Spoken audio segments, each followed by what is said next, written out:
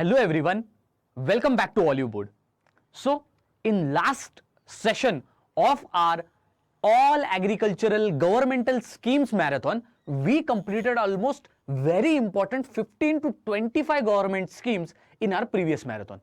This marathon, we are going to see all ARD current affairs for 6 to 8 months, which is very important for our NABARD Grade A 2023 exam. So what I'm talking here about, previous class में हमने क्या complete किया, 6 से 8 month में, हमारे पूरे पिछले 6 से 8 मंथ में जितने भी एग्रीकल्चर के स्कीम्स थे, जितने भी मिनिस्ट्री ऑफ एग्रीकल्चर के स्कीम्स थे, हमने सारे कंप्लीट कर लिए जो जो इंपॉर्टेंट है. हमने 200-300 स्कीम कंप्लीट नहीं किए, हमने बस 15 से लेके 20-30 कंप्लीट किए, पर जो भी हमने कंप्लीट किए वो बहुत ही ज्यादा इंपॉर्टेंट है इस साल नाबार्ड के एग्जाम के लिए. सिमिलरली आज हम 200-300 पेजेस का करंट अफेयर्स नहीं करने वाले. We are going to see all agricultural current affairs, but only which is very important. So rather than wasting your time, let's within this short span of time get so much of information that शायद से इसी में से आपके exam में शायद से question आ जाए. ठीक है, बढ़ते हैं. The first question which we are talking about is world's largest grain storage plan. तो आपको पता ही होगा ग्रेन स्टोरेज के लिए एक तो इंफ्रास्ट्रक्चर चाहिए या फिर स्टोरेज वेसल्स चाहिए, right? So overall the world's largest storage plan, this has been approved by the cabinet of our country. ठीक है, हमारी जो कैबिनेट है उन्होंने अप्रूव कर दिया कि दुनिया का सबसे बड़ा ग्रेन का स्टोरेज प्लान यहां पर कोऑपरेटिव सेक्टर के लिए यहां पर उन्होंने अप्रूव किया. अब ये क्यों स्टैब्लिश कर रहे हैं ये पहले जान लो. अप्रूवल दिया गया है to establish this world's largest grain storage so as यहां पर ग्रेन्स जो है वो मॉडर्न स्टोरेज फैसिलिटीज में यहां पर स्टोर किए जाए. एंड मोर इंपॉर्टेंटली सबसे यहां पर इंपॉर्टेंट फैक्ट जो इस न्यूज के रिलेटेड है कि इस स्कीम का जो कैबिनेट ने अप्रूव करते वक्त आउटले रखा है वो है 1 lakh crore rupees. So rupees 1 lakh crore ये है आउटले दुनिया के सबसे बड़े सबसे लार्जेस्ट ग्रेन स्टोरेज प्लान का, which is going to happen in India. ये जो प्लान है ग्रेन स्टोरेज का, it is because to prevent the crop damages, to prevent the distress sales by farmers and bolster the country's food security. Overall food security की बात करें, crop damage की बात करें या फिर डिस्ट्रेस की बात करें, ये सारी चीजें क्या करना चाहते हैं government wants to reduce this as much as possible.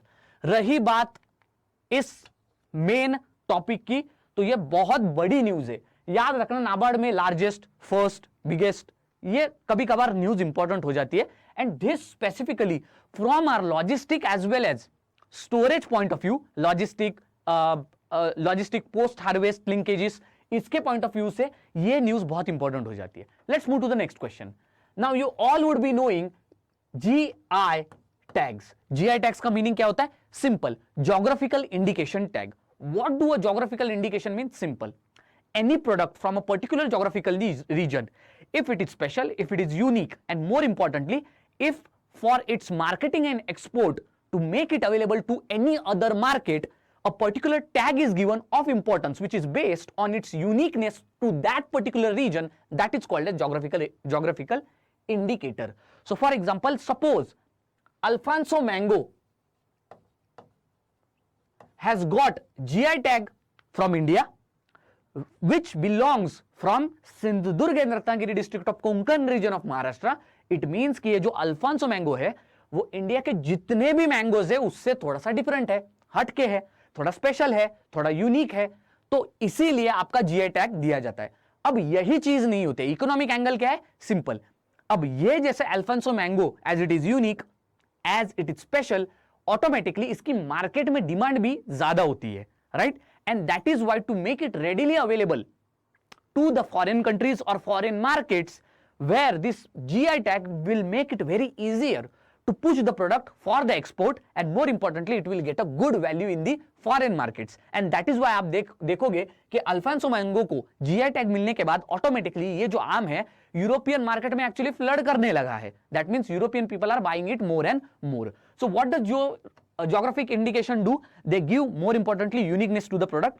Second, they improve the market demand of that particular product. And third important, they create a space for that particular product in the foreign markets. Himachal Pradesh की Kangra T है, उसको soon geographical indication tag मिलने वाला है, but this is not Indian, rather European commission से उनको geographical indication tag मिलने वाला है. So what does it mean? Himachal Pradesh की कांगड़ा टी ये बहुत ज्यादा फेमस है. इंडिया ने इसको जीआई टैग 2005 में ही दिया था, पर अब यूरोपियन यूनियन या फिर यूरोपियन कमीशन ने भी इसको जीआई टैग दिया है. That means that European Commission is opening its domestic market for the Kangra tea. As easy as this. The tag helps Kangra tea to get an opportunity to enter the European market, जो कि अभी हमने just बोला. Since 1999, the cultivation and development of the tea, okay, has improved in the valleys of Himachal Pradesh also, as well as Uttarakhand also, and that is why Kangra region is very famous for the teas. I hope you get the point.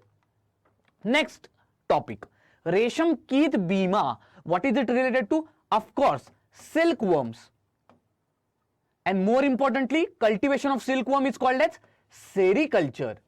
Am I right, guys?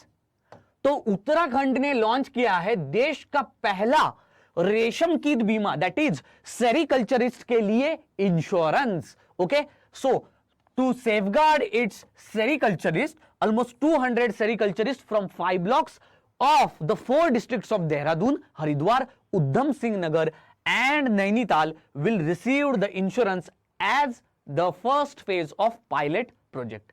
Insurance protect करता है इनको, इनके silkworm के cultivation और silkworm sericulture को from the climate change, क्योंकि अगर climate थोड़ा भी चेंज हो गया तो ऑटोमेटिकली सिल्कवर्म्स की प्रोडक्टिविटी और उनकी जो लाइफ है उसके ऊपर अफेक्ट होता है. Water scarcity and other dangers which are dangers such as diseases which are associated with the silkworms. जब सिल्कवर्म की बात करते हैं, बहुत सारे टाइप्स के सिल्कवर्म होते हैं, जैसे कि Muga silkworm, eri silkworm, okay, mulberry silkworm, okay, tasar silkworm. Now these whatever classifications of silkworm are there, those are depending on the fodder of the silkworm on which it is relying. For example, mulberry के leaves जो खा के जिंदा रहता है वो हो गया आपका मलबेरी सिल्कवर्म, मुगा के जो खाता है वो हो गया आपका मुगा सिल्कवर्म, एरी पेड़ के जो पत्ते खाता है वो हो गया एरी सिल्कवर्म. इस तरह से ये थोड़ी सी एक एक्स्ट्रा इंफॉर्मेशन थी जो जस्ट मैंने दी. The initiative was launched in Dehradun and it was managed by an institution which was called as Saral Krishi Bima. Then let's talk about India's first cloned गिर काफ गंगा. ओके, अब ये बहुत ज्यादा important question है. मैंने पहले ही बताया था कि इंडिया की पहली गिर काफ का जो क्लोन है वो यहां पर NDRI ने बनाया, नेशनल डेयरी रिसर्च इंस्टीट्यूट ने, and they have named it Ganga. They have produced first ever clone of this particular cattle which belongs to the indigenous, मतलब इंडिया की ही गिर काव ब्रीड से रिलेटेड. काफ को गंगा कहा गया है and scientist have used 3 animals. तो आपने ये करंट अफेयर्स में सुना होगा कि थ्री पेरेंट बेबी. सिमिलरली ये गंगा भी 3 पेरेंट बेबी है. कैसे? सिंपल, जो एग है वो लिया गया है सहीवाल काव से. सो सहीवाल जो ब्रीड है, जो कि it is very famous for milk, इससे लिया गया है एग. अब ये जो एग है इसका न्यूक्लियस निकाल के फेंक दिया गया, सहीवाल का न्यूक्लियस निकाल के फेंक दिया. अब गिर जो काव है उसका एग इसमें डाल दिया, जो गिर काव है उसका यहां पर एग इसमें डाल दिया. अब ये कंप्लीट एग जो है उसको डाल दिया urethra of a animal, that is reproductive part of a third animal which is also गिर. ठीक है, तो एक सहीवाल से एग लिया, उसका न्यूक्लियस निकाल लिया, न्यूक्लियस हमने लिया गिर काव से और इसमें इंस्टिल कर दिया. इस जो ये कंप्लीट हाइब्रिड एग है उसको किसी और गिर काव में यहां पर सरोगेट, जो क्या वो अब उसकी सरोगेट मदर बनेगी, उसके यूरिथ्रा में डाल दिया. And then it became pregnant and it gave to the birth of the, through crossbreed, it gave to a birth to the Ganga, which is the first clone version of the Gir calf. ICAR, that is ICAR Institute, National Dairy Research Institute, जो कि करनाल हरियाणा में है, it is one of the premier institute. और India में जितने भी hybrids यहां पर प्रोड्यूस किए गए हैं वो सारे के सारे इसी इंस्टीट्यूट ने प्रोड्यूस किए. Okay, apart from that, this particular NDRI was established in 1955 under ICRI in Haryana at Karnal. Next question is Mircha rice has been granted GI tag. Yeah, so the news is all about the Mircha rice which has been granted GI tag. We all would be knowing what GI tag is, right? GI tag we all are knowing about. So GI tag, what is it? Geographical indicator. Okay, so this GI tag, what we are talking about, Mircha rice is a type of variety. Okay, various rice varieties are there. Okay, out of which this is a special variety from West Champaran district of Bihar. It has got the GI tag recently. इसको GI tag मिल गया. क्यों मिला है? Simple. The grains of this rice, ये जो rice के grains है, these are of shape and size which are similar to black pepper, and that is why black pepper को कभी भी आपने देखा होगा चंपारण या फिर बिहार डिस्ट्रिक्ट में उसको मरचा या मिर्चा कहा जाता है, and that is why this rice is called as मिर्चा और मरचा rice. Okay, so overall this is the name of the rice. What are the different features of this rice? Rice becomes fluffy, non-sticky and sweet when this is cooked, and more importantly जैसे popcorn को smell होती है वैसे ही इस rice को smell होती है. Application for GI tag जो था मिर्चा राइस का, वो दिया था मार्चा धन Utpadak Pragatishil Samooh, a registered organization of paddy cultivator, जो कि इंडिजिनस जितने भी पैडी या फिर राइस कल्टीवेशन के ग्रेन्स होते हैं उनके कंजर्वेशन और उनके डिस्ट्रीब्यूशन के लिए यहां पर काम करते हैं.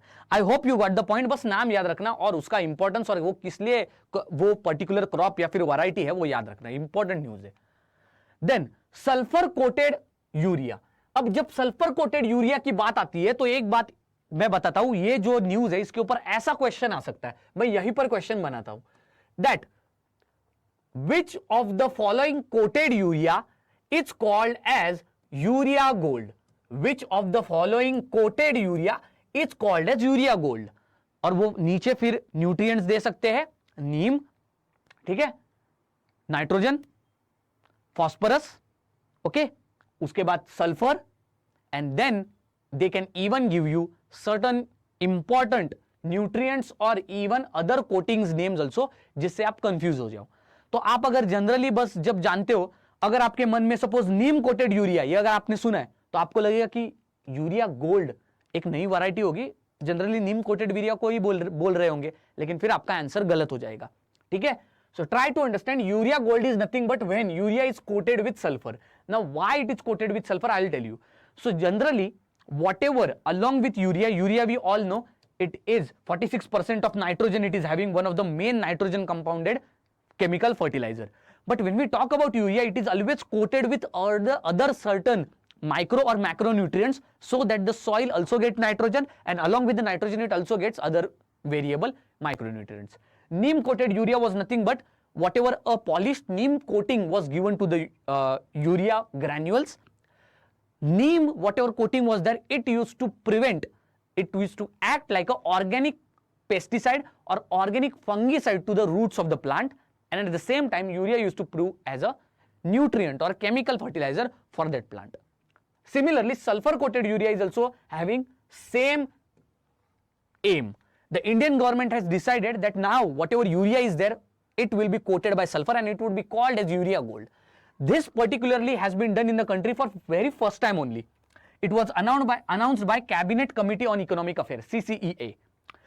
Sulfur coated urea would be more economical and efficient than currently used neem coated urea. Neem coated urea से भी sulfur coated urea यहाँ पर economical या फिर lucrative होगा. ये जो sulfur coated urea है वो किस soils में इंडिया में यूज किया जाएगा? उन soils में which are sulfur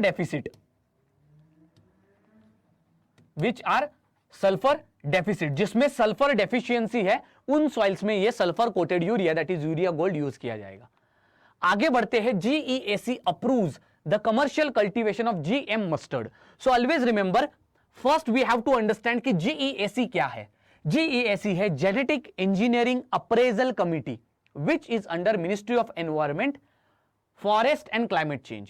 जनरली अगर कोई भी हाइब्रिड क्रॉप हो, कोई भी बायोटेक्नोलॉजी यूज करके एक हाइब्रिड वैरायटी बनाई हो, या फिर कोई भी modified genetic crop, serial, horticultural, fruits, vegetable varieties, if it is there and if it has been produced, then for the certification, for the grants, for the permission of commercial cultivation. Commercial cultivation. What is done for commercial cultivation? For commercial cultivation, the GEAC gives first the permission कि भाई ये crop को मैं permission to go for commercial cultivation देने वाला हूं कि नहीं देने वाला हूं. So every time this committee is there which sits with multiple hybrid crops, and then GEAC comes together with a decision which is based on environmental safety, which is based on human hazards, animal hazards, so overall life hazards. It is also based on ecological and biodiversity damages, as well as any other negative impacts on the living beings. ये सारे dimensions का consideration करने के बाद ही GEAC permission देता है that it will grant the environmental clearance and commercial cultivation clearance for the genetically modified cultivation of any type of crop. Now try to understand very carefully. 2002 GEAC last time had given the clearance for BT cotton. पिछली बार 2002 में GEAC ने BT cotton को permission दिया था. उसके बाद recently BT brinjal को भी GEAC के टेबल पे लाया गया था for the clearance and permission. But considering the stage of United States, considering the conditions of cultivation of BT brinjal or edible hybrid crops in the various western countries as well as in certain parts of Bangladesh also, GEAC understood that there are so much of unknown environmental as well as human centric hazards such as carcinogenic effects which are associated with BT brinjal, and that is why the permission was not given. After almost 20 years in 2022, now in front of GEAC tables comes a crop for the commercial cultivation, and that is GM crop, GM mustard, and the name of this is DMH, okay, Dhara mustard hybrid, and Dhara mustard hybrid 11 is the variety for which GEAC ने permission दे दिया है. But the problem is GEAC has given the permission, given the clearance for GM mustard, but there are various states like Maharashtra, Punjab, Haryana, those are reluctant, or maybe those have avoided as well as those have even disregarded this particular decision, और उन्होंने ये कहा कि हम तो states GM mustard यहाँ पर नहीं लगाने वाले. Okay, so that is why this was also into the news as well as into the controversy. Transgenic जो आपका मस्टर्ड हाइब्रिड है उसका नाम है DMH11 and it has been developed by the centre of genetic manipulation of crop plants CGMCP Delhi university के अंदर. तो इस इंस्टीट्यूट ने यहां पर DMH11 को बनाया है. ये भी फैक्चुअल डेटा आपको याद रखना पड़ेगा. ठीक है, टोटल मीटिंग कौन सी थी जिसमें यहां पर अप्रूवल दिया गया? 136 मीट ऑफ GEAC. आगे बढ़ते हैं. Doctor G Hemaprabha takes charge of the new director of ICAR SBI, that is Sugarcane Breeding Institute. So 20th October 2022, ICAR Sugarcane Breeding Institute got its new director, which is Dr. G. Hemaprabha. She was the first woman director of ICAR SBI. अब why we are just interested in Sugarcane Breeding Institute? Because it was very important for the year of 2022-2023. क्यों था? क्योंकि sugarcane की recently ही fair remunerative price FRP change की गई है. Okay, and that is why sugarcane is a very important crop for this year. Tomato is a very important crop for this year. Okay, तो इस तरह से ये crops important है. Apart from that, she has developed, okay, she has so far developed, इसी institute की ये जो आपकी नई न्यू डायरेक्टर है, she has developed 27 sugarcane varieties. She has registered 15 sugarcane genetic stocks, over 34 years of research experience in the sugarcane genetic improvement. ठीक है, overall location की बात करें तो शुगरकेन का इंस्टीट्यूट है ये आपका SBI sugarcane breeding institute at Coimbatore Tamil Nadu. आपको यह भी मालूम होगा कि the highest cultivation of sugarcane is in Uttar Pradesh, but the productivity of sugarcane is always highest than the national average in Tamil Nadu. Also the sucrose content of the sugarcane is higher. The US Food and Drug Administration FDA for the first time has cleared meat product which is grown from the animal cells for human consumption. एक animal cell से इन्होंने पूरे एक animal का meet बनाया है. सो lab grown meet जो हम न्यूज में सुनते हैं, तो US Food and Drug Administration for the first time has grown, okay, laboratory meat. So a cell grown meat which is nutritionally equivalent to the conventional meat, which tastes, smells and also feels similar to the conventional meat, has been lab grown. They are called as clean meat or cultured meat. Overall, procedure is nothing but animal cells culture technology is used to make cultured animal meat. Okay. Apart from that, living cells are there which are stem cells. These are taken from chickens and then these are grown in controlled environment. Controlled environment, laboratory में एक cell लेके इससे एक multiple tissue और इस tissue से फिर एक मल्टीपल ऑर्गन बनाया जाता है और फिर उसको बोलते हैं हम कल्चर्ड मीट और क्लीन मीट. अब बहुत सारे लोग होंगे, मैं बताता हूं ये मैंने न्यूज क्यों ली है. नाबार्ड में बहुत बढ़िया क्वेश्चन आ सकता है that what is this term mean और what does this term means about और what is the meaning of this term. The term would be given clean meat और कल्चर्ड मीट. और बहुत सारे स्टूडेंट्स फिर ये बोलेंगे कि ये तो आपके स्टैटिक सिलेबस में कहीं नहीं था, ना ही क्लीन मीट या फिर कल्चर्ड मीट. ये होगा भी नहीं क्योंकि this is a very new concept. A clean meat is nothing but an artificial meat which has been prepared from a single cell. Similarly, cultured meat is nothing but which has been cultured in a laboratory by using advanced biotechnological or hybrid means. Now remember very carefully, from a single cell when you are preparing a particular tissue or organ, that particular process is called as, there are various particular types of this process. So you could have heard, आपने बचपन में ये term सुने होंगे 10th 11th 12th में, totipotency, omnipotency, claripotency. So comment section में बताइए कि what does this all terms mean about, because इनके ऊपर भी क्वेश्चन आ सकता है. Now remember, US has given for the first time the clearance for the meat production, but US was not first in the world to produce the clean meat और cultured meat. Actually, Singapore was the first country to allow the sale as well as culturing of the first cultured meat or clean meat. Okay, I hope you get the point. Arunachal Pradesh has launched world's first drone mediated livestock vaccine delivery service. Now ये दुनिया की पहली state या फिर reason है अरुणाचल प्रदेश जहां पर drone का यूज करके वैक्सीन सप्लाई किया जा रहा है, that also for animal husbandry purpose. So Tech Eagle नाम का एक ड्रोन डिलीवरी स्टार्टअप है, उसने क्या किया है, दुनिया की पहली वैक्सीन डिलीवरी स्टार्ट भी कर दी है for animal husbandry in Arunachal Pradesh. It has been indigenously developed by hybrid drone the Vertiplane X3. तो ये ड्रोन का आपके नाम है Vertiplane X3, जिसने 12 times faster यहां पर वैक्सीन डिलीवरी की है than the speed of the ground transportation.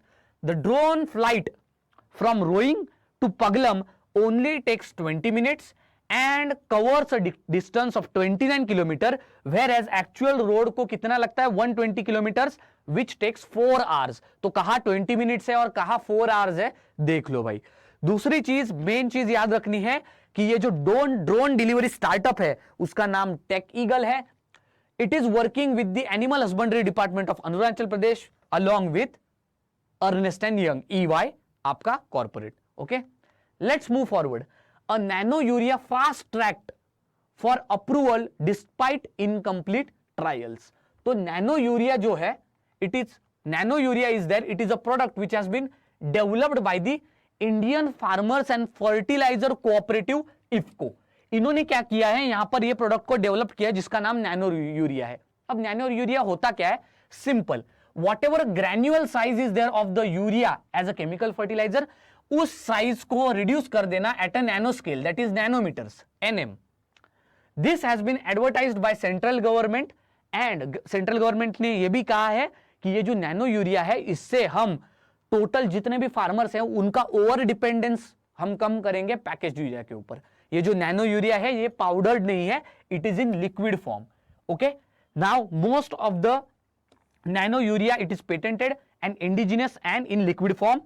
Overall ये जो हमारे केमिकल एंड फर्टिलाइजर मिनिस्टर है, health chemical and fertilizers, Mansukh Mandaviya, he has claimed that by 2025 India जो domestic as well as nano urea का जो ओवरऑल आपका प्रोडक्शन है उससे हम सेल्फ सफिशिएंट हो जाएंगे, हमें इंपोर्ट करने की कोई भी जरूरत नहीं है. So we will become self sufficient and we will no longer require 90 lakh tons of import of the urea chemical fertilizer in the country. Nano urea क्यों यूज किया जाता है? Simple, when you reduce the size और the particle size of a particular substance or fertilizer, what improves is that targeted delivery. So right amount of fertilizer at right point or at right target and in right amount and at right time. ये सारी चीजें यहां पर optimum utilization of resource happens when the nano chemicals are used for their transportation. Okay. USDA has approved genetically modified purple tomato. The tomato was developed by a team of scientists including British biochemist Kathy Martin, who is a professor at University of East Anglia and project leader at John Innes Center in Norwich, England. Genetically modified tomatoes are rich of anthocyanin pigment. ये आप याद रखना. Cancer-prone mice that ate the purple tomatoes lived along 30% longer than those who ate normal tomatoes. अब ये भी याद रखना, USDA मतलब क्या है? कौन बताएगा कमेंट सेक्शन में? कुछ नहीं, मैं ही बता देता हूं, United states department of agriculture. तो उन्होंने एक नई वैरायटी डेवलप की आपके टोमेटो की, जो कि पर्पल टोमेटो है.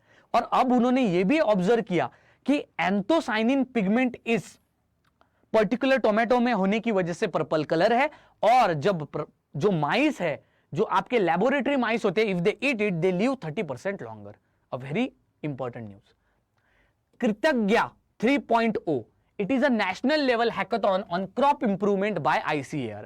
So ICAR, along with its National Agricultural Higher Education Project and Crop Science Division, is organizing Hackathon 3.0 Kritagya on promoting speed hybriding for crop improvement. तो ये बस आपको याद रखना पड़ेगा कि कृतज्ञ 3.0 है क्या. अभी तक कोई भी क्वेश्चन पूछा नहीं गया है, आ सकता है इसके ऊपर. ICAR ने क्या किया है? It is taking assistance from World Bank and overall the objective is to improve overall the participation of agricultural universities for the higher quality education of the students. What is कृतज्ञ? पहले बता देता हूं. कृतज्ञ बनता है क्री, त और ज्ञ से. क्री मतलब कृषि, त मतलब तकनीक टेक्नोलॉजी, और ज्ञ मतलब ज्ञान. तो कृतज्ञ मतलब agricultural technological knowledge. Okay, so this event gives opportunity for the students, faculties, entrepreneurs, farmers, innovators, so that they will showcase their innovative approach and technology which will provide solution to the problems in the agriculture. That's it. Such initiatives are under NAHEP along with the crop science division of ICAR. इतना ही important है, ज्यादा और करने की जरूरत नहीं है. PM प्रणाम, ये भी एक इनिशिएटिव है जो पिछले साल ही न्यूज में था. Promotion of alternate nutrients for agricultural management योजना, PM प्रणाम. This is a scheme which is in line with government's focus on promoting balanced use of fertilizer or alternative fertilizers. So farmers के sustainable agricultural pathway के लिए they are substituting the agricultural fertilizers or giving options to the farmers. The aim is to reduce the subsidy burden on chemical fertilizers, which is expected to increase 2.25 lakh crores in 2022-2023, which is 39% higher than the previous year. यही था इस PM प्रणाम के बारे में. अब बात करते हैं वर्ल्ड रोज डे. ठीक है, पिछली बार अगर आपने देखा होगा नाबार्ड में एक क्वेश्चन आया था, which is the day on which maximum rose are cut down और सोल्ड इन द मार्केट. अगर ऐसा जेनरिक क्वेश्चन आता है तो हमारे लिए ऐसे डेज बहुत इंपॉर्टेंट हो जाते. World rose day is celebrated on September 2022. देखा कितना इंपॉर्टेंट है. In dedication to the welfare of cancer patients. अब बहुत सारे लोगों को यह लगता है कि world rose day it is associated with, again valentine का एंगल लगाते हैं लोग, पर ऐसा नहीं होता है हर बार. वर्ल्ड रोज डे, हम जब भी ये नाम सुनते हैं वर्ल्ड रोज डे, अरे रोज के रिलेटेड डे होगा तो कुछ इतना ज्यादा इंपॉर्टेंट नहीं होगा. But see how important it is. Real meaning to celebrate world rose day is for the welfare of cancer patients. ये आपको पता होना चाहिए. World Rose Day was first observed in the honor of 12-year-old cancer patient Melinda Rose from Canada, who died in 1996. According to the reports, जो Rose थी, she was diagnosed with Atkins tumor in 1994, which is a rare blood cancer. आपको ये याद रखना होगा कि world rose day क्यों celebrate होता है. World food prize foundation has announced the name of world food prize laureate of 2022 doctor Cynthia Rosenzweig of United State. Rosenzweig को यह अवार्ड क्यों दिया गया है? For her research to understand relationship between climate, food system, and how the forecast will help both to change in the future. Haryana has developed world's largest safari park in 10,000 acres. So Haryana government ने develop किया है दुनिया का सबसे बड़ा, सबसे largest safari park which covers 10,000 hectares in our Haryana, Gurgaon and नहर district in the Aravali range. तो ये सफारी मतलब यहां पर क्या होगा कि सफारी में the propose jungle safari is 5 times the more in size of your Sharjah safari park which is in UAE. ठीक है, दुनिया की अभी तो सबसे लार्जेस्ट कौन सी है? यूएई वाली है. विच is the largest curated safari park outside Africa. The Sharjah safari park covers 2,000 acres, whereas हमारा जो हरियाणा का जो लार्जेस्ट सफारी पार्क होगा वो होगा 10,000 एकड़. ये जो जंगल सफारी पार्क है it is a joint project under ministry of environment and Haryana government. तो यहां पर आप वाइल्ड लाइफ देख सकते हो, फ्लोरा फौना देख सकते हो. Okay, so that is why the purpose is there of this particular largest safari. World vegetarian day of 2022. The world vegetarian day is observed annually on October 1. It is a day of celebration established in North American Vegetarian Society 1977, and it is endorsed by International Vegetarian Union in 1978 to promote joy, compassion, life-enhancing possibilities of vegetarianism. The World Vegetation Day marks the beginning of Vegetarian Awareness Month, which begins on 1st October and concludes on 1st November on World Vegan Day. तो ये भी याद रखना 1st November को है World Vegan Day. International Coffee Day 2022. ठीक है, अब ये भी याद रखो.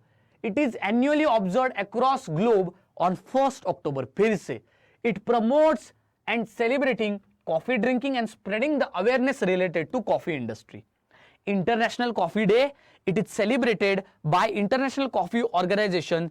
Almost 77 member states are there of International Coffee Organization. बहुत बड़ी ये न्यूज है. About International Coffee Organization अगर बात करें, it is established in 1963 when first International Coffee Conference was held. Okay, conference was held. ठीक है, तो ये सारी चीजें इस करंट अफेयर से रिलेटेड है. Then comes World Habitat Day. अब मैं ये क्यों ले रहा हूं? क्योंकि ARD सेक्शन में एक क्वेश्चन होता है हर बार डेट से रिलेटेड. तो ये करंट अफेयर्स कुछ कुछ ऐसे लेने पड़ेंगे. मेरा पॉइंट सिंपल है, हम जो भी करंट अफेयर्स कर रहे हैं ना, एटलीस्ट इस 1 घंटे में हमें 2 से 3 मार्क्स भी मिल गए उस करंट अफेयर से, बहुत हो गया. हमारा जो 1 घंटे में अगर आपको 1 मार्क मिल रहा है तो बहुत हो गया. rather than doing current affairs for almost 6, 7, 8 hours, we should make this video to be productive. United Nations World Habitat Day is annually observed across the globe for the first Monday of October to highlight the importance of habitat for mankind, to remind the people that they are responsible for the habitat for the future generation. तो world habitat day क्या है कि habitat कितना important है, उसका conservation, degradation नहीं, उसका conservation होना चाहिए और डिग्रेडेशन को कभी भी प्रिवेंट करना चाहिए. उसके इंपॉर्टेंस के लिए वर्ल्ड हैबिटेट डे हम सेलिब्रेट करते हैं. World habitat day 2022 was observed on 3rd October 2022 and the theme for World Habitat Day is the mind the gap, leave no one and no place behind. World Animal Day 2023, okay, 2023. So ये जो world animal day 2023 है, okay, it is annually observed across the globe on October 4. अब यही आपको याद रखना है, world animal day, it is annually observed across the globe on October 4. Why? To create about improving the animal welfare standards across the world. मैं और एक चीज बताता हूं,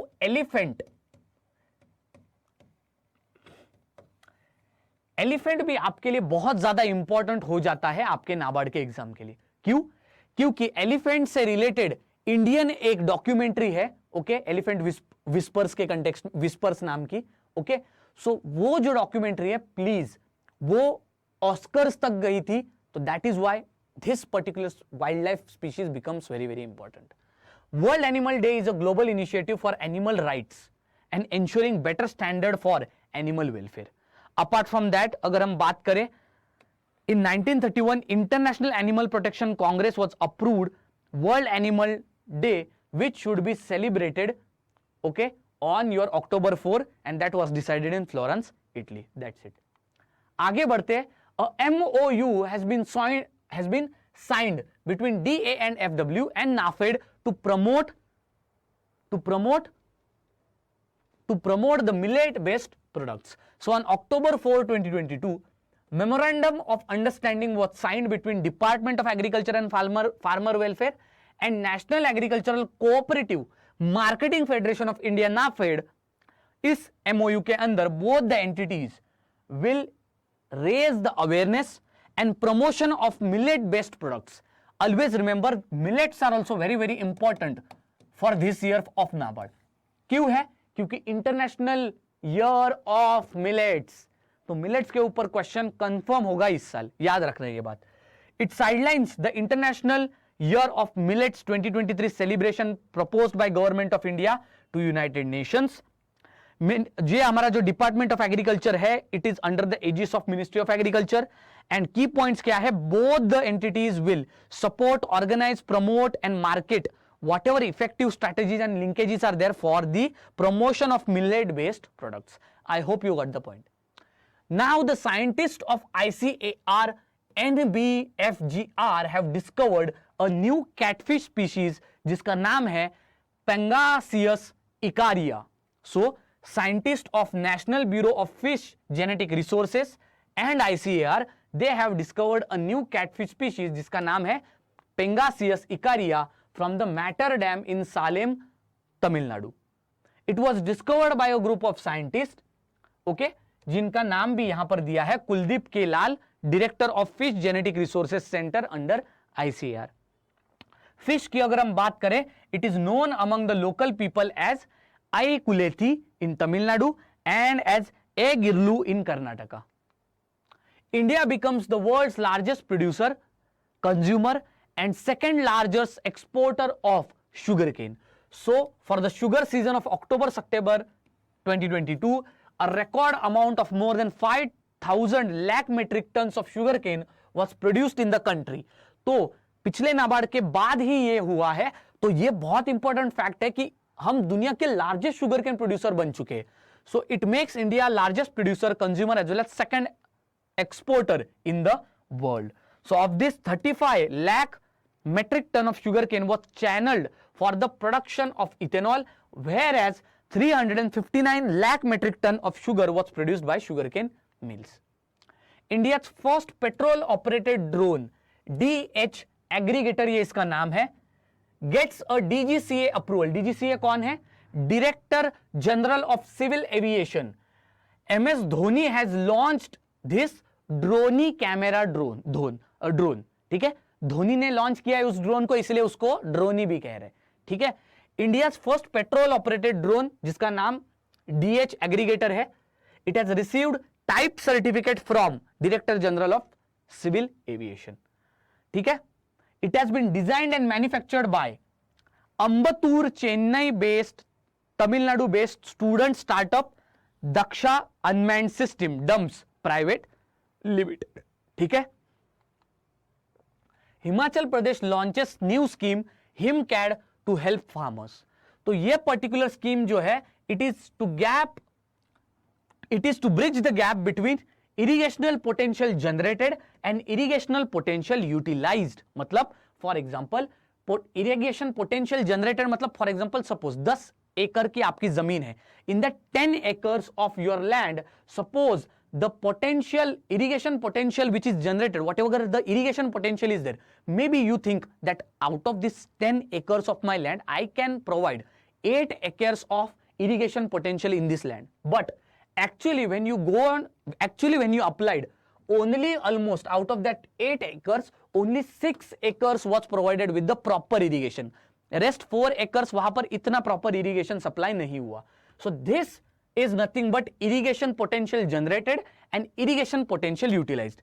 This scheme is to offer end-to-end connectivity for farmers, which allows better water utilization and conservation, crop diversity and integrated farming. Most recent data indicates that around 80% of Himachal Pradesh agricultural area is rain-fed. The State Technical Advisory Committee has approved 379 such minor irrigation schemes worth 305.70 crore rupees. Okay, I hope you got this. Then comes World Food Day. Okay, World Food Day, United Nations World Food Day is observed globally on 16th of October. Okay, यही आपको याद रखनी है और कुछ याद रखने की जरूरत नहीं है. PM has inaugurated Kisan Samman Sammelan at Indian Agricultural Research Institute in New Delhi. Okay, so overall this PM Kisan Samman Sammelan, it is nothing but it is a platform in which amount of 16,000 crores under Pradhan Mantri Kisan Samman Nidhi, that is PM Kisan scheme, a direct benefit bank transfer would be done. So eligible farmer families will receive more than 2 lakh crores under PM Kisan scheme. PM has also launched 600 Pradhan Mantri Kisan Samruddhi Kendrats KSKs under Ministry of Chemical and Fertilizers. Okay, आगे बढ़ते हैं national milk day के context में. National milk day आपका celebrate होता है 26 नवंबर. Okay, 26 नवंबर को आपका नेशनल मिल्क डे सेलिब्रेट होता है. This day is a birth anniversary of doctor Verghese Kurien, who is also called as father of white revolution. अब फिर से मैं आता हूं, doctor Verghese Kurien, MS Swaminathan, this year this people are very very important because obituaries जो आपके मिस्टर MS स्वामीनाथन थे, this year he passed away, इस साल वो चल बसे, इसीलिए उनके कंटेक्स्ट में भी क्वेश्चन नाबार्ड में आ सकता है. It is the 101st birth anniversary of the milkman of India, that is Verghese Kurien. अब देखो वर्गीस कुरियन भी उनकी बर्थ एनिवर्सरी है 101. India is the largest producer of milk, and milk is such a food item that not only humans but also animal take as food. So that is why you could see ये मैंने purposely National Milk Day यहाँ पर लिया है. Overall, this was all the current affairs which we discussed. I hope the session was fruitful overall. Okay, so these whatever current affairs are there, please go through it. Okay, उसके बाद बाकी के अब जो कल का मैं एक important fact बताने वाला था, मेन चीज है कल 9 बजे से लेके शाम के 6 बजे तक हम कंटिन्यूअसली क्या करने वाले हैं, मैराथन लेने वाले हैं. So tomorrow do not forget, tomorrow we are taking a 9-hour marathon which is dedicatedly for NABARD grade A phase 1 exam. So don't forget this. Okay, कल लगातार 9 घंटे मैराथन लेंगे 9:30 बजे से लेके शाम के 6 बजे तक. Thank you very much, see you next time.